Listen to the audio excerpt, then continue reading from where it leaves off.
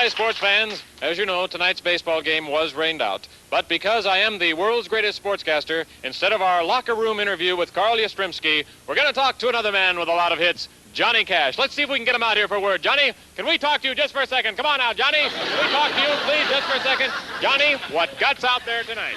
You know, when you were out there, I know you've been playing with sore fingers all season, but anyone who saw you out there tonight would never guess that the way you played those first 8 bars. You know, we're going to take a look at an instant replay of that right now. Can we roll that tape, please? Roll it.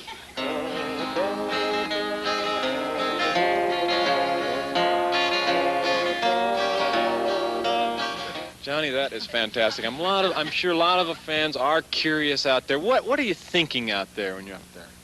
I was just trying to remember the words. Well, I guess that's what makes music the great American game it is. Hey, can we take a look at that again in slow-mo? Let's run it back in slow-mo, all right?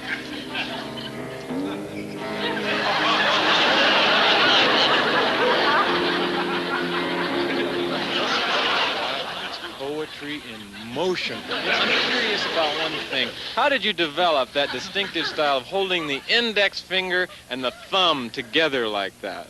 Well, I realized that if I didn't, I would drop my pick. Ladies and gentlemen, another example of grace under pressure. One other question here. When were you first aware that you were close to the world's record? What world's record is that? Johnny, you are so modest. You did that number in 2 minutes and 42 seconds, and that's just 3/5 of a second off the world's record for that song set in '73 by Merle Haggard. I had no idea. Well, Johnny, you know records are made to be broken. Not my records, they're made to be sold. That's cute. Well, more proof of why they call him champ. You know, folks, when I wind up my usual sports show, I always close with a catchy little phrase, if you can't play sports, be one.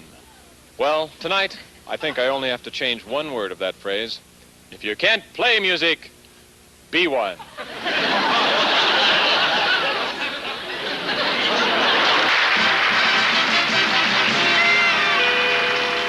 Hi, kids. You're all familiar with the Top 40, the week's most popular tunes. Well, tonight, we're going to salute those songs you've never heard. Drum roll, please. Okay, ladies and gentlemen, it's time for the Bottom 4. Hit it. This week's least played, least requested, and least performed songs. Good. Okay, and now, here we go. In 4th place, a real loser. Life is a cow. Let's milk it together. Good. And now, in 3rd place, but slipping down fast, a real terrible record. Ladies and gentlemen, Famous Dial Tones. In 2nd place, but fighting it out for the worst of the worst, it's Heavy Breathing from the 60s. Ladies and gentlemen, it's that big first-place moment, the worst song of the week, a song that had to be recorded, and here's a guy who's gonna sing it for ya. Hey, got a date with an angel, gonna call her at area code 317-667-7975, extension 5563, after 5 at 739-4539. Hey, between 8 and 10 at Bigelow, 6 at 333. And if there's no answer, call next door at Cal's, 625-7873. Oh yeah, that's 625-7873. Hello, baby, it's your lover, man. Oh, sorry, wrong number. And there it is, folks, a real great song, sung by a real great guy.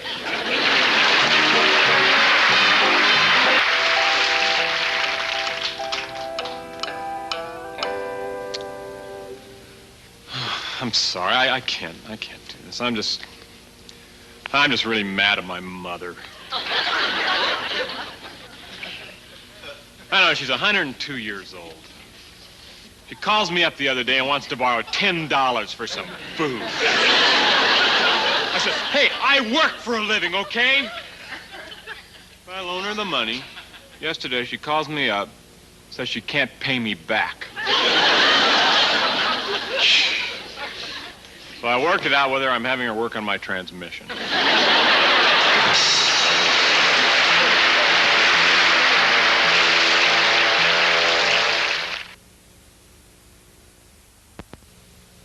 And now, ladies and gentlemen, our final award, the winner of the Country Music Bicentennial Trophy for the Best Male Singer.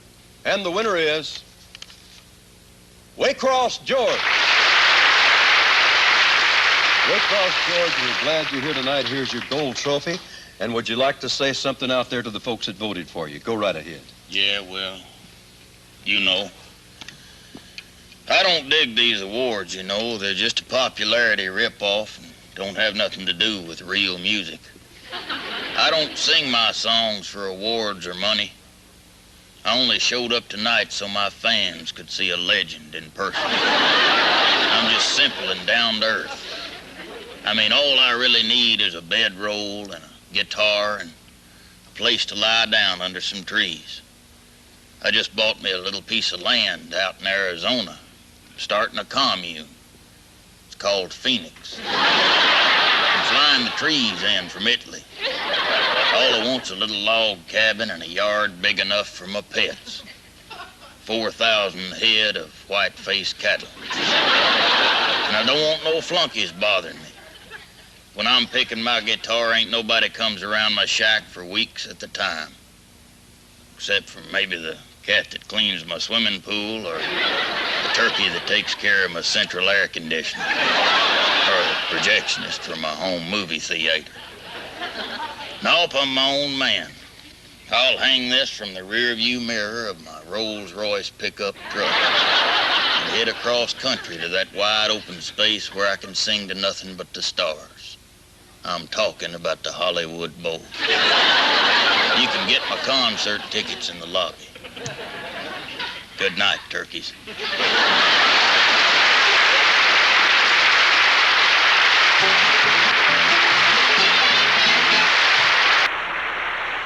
Hi, Steve Martin. You can make big money in hamburgers. Buy a franchise of Cowboy Bob's drive-in restaurants. Oh, come on. You remember Cowboy Bob from his great films in the 30s and 40s? Sunrise in El Paso, Sunset in El Dorado, and of course, Partly Cloudy in Tucson. And friends, if you own a franchise, you won't have to spend all day over a hot stove. That's because our hamburgers are cooked in our home office and then mailed directly to you. I know what you're saying. You're saying, why do they do that? Well, it's to ensure that our secret ingredients never fall into the wrong hands. For example, the Food and Drug Administration. Imagine the thrill you'll have when you receive our monthly mailings of piping hot food, including our ever-famous Big Bob Burger. Why, it's loaded with pickles, onions, relish, mayonnaise, sauerkraut, hot fudge. Is there meat in that? There is. We have meat. It's beef. What's the meat of the month? Iguana. But why let me talk about it? Let's bring out the old sheriff himself, Cowboy Bob Brody.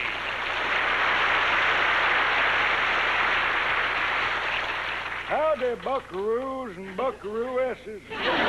This is your old partner, Cowboy Bob. Why not mail me $5 today, and I'll send you this beautiful box that contains one of my restaurants. You can assemble it in your own home. It only takes an hour to build, and it'll give you years of financial security. And remember, cowpokes, this offer is good except where prohibited by law. And where is it prohibited by law, Cowboy Bob? In all of the free world except Indiana. So, if you live in Indiana, give us a call at 555-500 or write to Cowboy Bob, care of the Old Abandoned Mine, Suite 909, New York, New York. We'll be looking for you. Yep.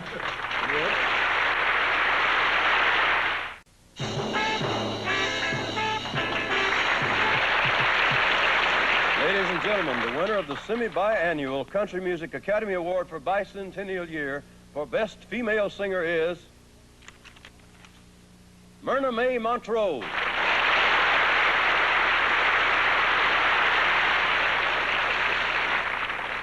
Myrna May Montrose is not here tonight, so here to accept her award is the runner-up, second best female singer, Polly Jean Carter.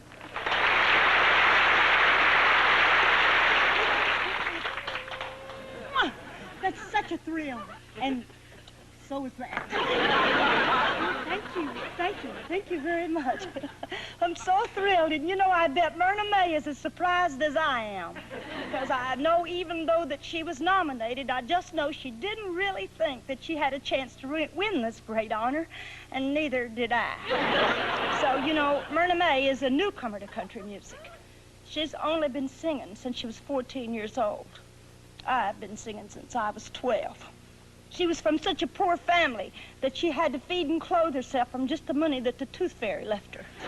That's why she lost her teeth so early.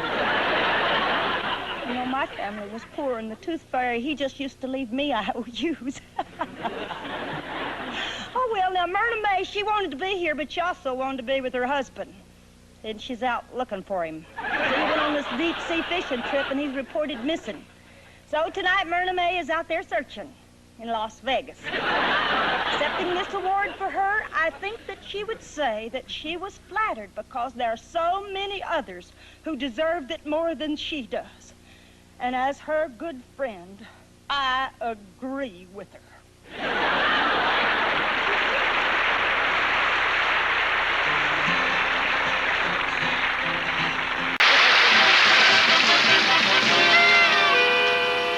Hi, kids. You're all familiar with the Top 40, the most popular songs on the record charts. Well, tonight, we salute those songs you've never heard. Drum roll, please. Okay, you know what I'm talking about, ladies and gentlemen, the bottom four. That's right, the songs least played, least requested, and least performed on this week's The Bottom Four. Okay, and now, in fourth place, a real loser. It's a prison song. I took a shower in prison by carving my gun into a bar of soap. Hey. Okay, and now, ladies and gentlemen, in third place, a real loser and slipping fast. It's a romantic ballad.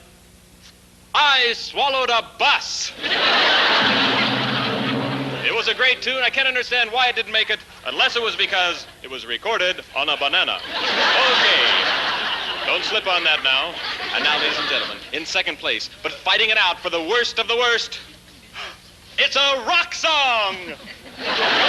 Rock, rock, rock, rock, rock. Hey. Okay, and now, ladies and gentlemen, you know, I guess that's why I didn't make it. It's a phony rock song. And now, in number one position, the worst-selling song of the week. May I have the envelope, please? Thank you very much. And here it is, ladies and gentlemen, the worst song of the week, a song I'd like to sing so we can all hate it together. I was falling down in love with you. I was falling down in love with you. But it's all over now. I was falling down in love with you. But now I'm on my own 2 feet. Hey, a great song sung by an even greater guy.